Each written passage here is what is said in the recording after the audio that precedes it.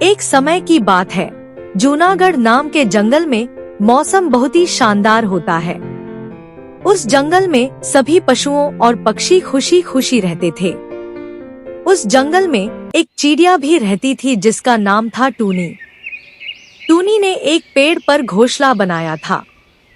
उस घोंसले में अंडे थे। उस अंडों में से कुछ ही दिनों में छोटे छोटे बच्चे निकलने वाले थे। टूनी उस अंडे को पूरा दिन सीती रहती थी और पूरा दिन इंतजार करती थी कि कब उस अंडों में से नन्हे बच्चे निकलाएं। उस जंगल में एक दुष्ट हाथी भी रहता था।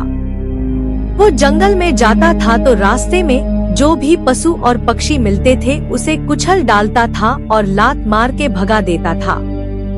उसकी यह लापरवाही की वजह से कई पशु की जान भी चली गई थी। एक दिन वो जंगल में जा रहा था तो उसकी नजर टुनी पर पड़ी।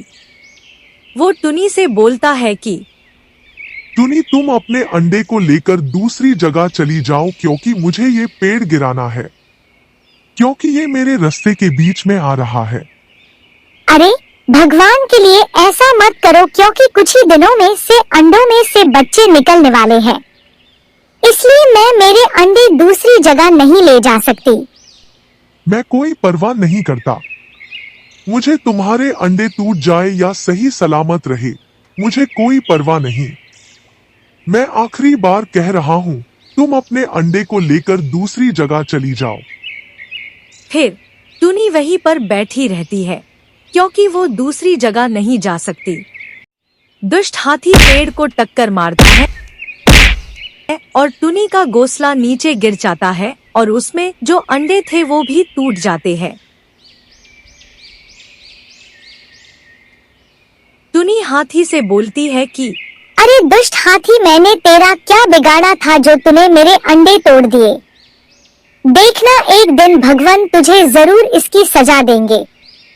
ये बोलकर टुनी वहाँ से चली जाती है। टुनी का एक दोस्त कालू कौवा था। टुनी कालू कौवा के पास जाती है और कालू कौवे से अपनी ये दुख भरी कहानी कहती है। कालू कौवा उसे बोलता है कि टुनी, तुम चिंता मत करो, हम इसका बदला जरूर लेंगे, ताकि उस दुष्ट हाथी को अच्छे से सबक सिखा सके कि मेरे कुछ दोस्त हैं जो हमें इस बदला लेने में हमारी मदद जरूर करेंगे, क्योंकि हम अकेले कुछ नहीं कर सकते। फिर टुनी और कालू कौवा एक कटफोड़वे के पास जाते हैं और कटफोड़वे से मदद मांगते हैं। कटफोड़वा कहता है कि ठीक है, मैं तुम्हारी मदद जरूर करूंगा, क्योंकि तूने हमेशा सभी जंगल वासियों की मदद की है। हमें कुछ और दोस्तों की भी जरूर पड़ेगी, एक है मधुमक्खी और मेढक की भी जरूर पड़ेगी। सभी दोस्त मिलकर एक बढ़िया सा प्लान बनाते हैं। एक दिन जब हाथी जंगल में जा रहा होता है तभी मधुमक्खी उसके कान के पास जाकर एक मधुर सा संगीत गाने लगती है। हाथी उस संगीत को सुनकर अपनी आंखें बंद कर लेता है और उस संगीत में मंत्र मुग्ध हो जाता है।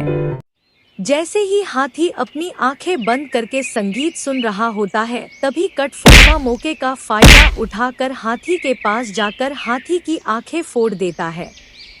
फिर हाथी बावला होकर जंगल में इधर उधर दौड़ने लगता है और काफी थक जाता है। थकान की वजह से हाथी को जोरों की प्यास लगने लगती है। तभी कटफोड़वे के प्लान के मुताबिक मेढक और उसका परिवार के साथ आ जाते हैं और ड्राव ड्राव की आवाज निकालने लगते हैं। हाथी को लगता है कि वहां से मेढक की आवाज आ रही है तो जरूर उस दिशा में कोई तालाब होगा, तो क्यों न मैं तालाब के पास जाकर अपनी प्यास बुझा लेता हूँ। और जैसे ही हाथी मेढक की आवाज की दिशा में जाता है तो वह एक दलदल में बुरी तरह से फंस जाता है। फिर टुनी और उसके सभी दोस्त एक जगह इकट्ठे होते हैं और टुनी सभी दोस्त को धन्यवाद कहती है।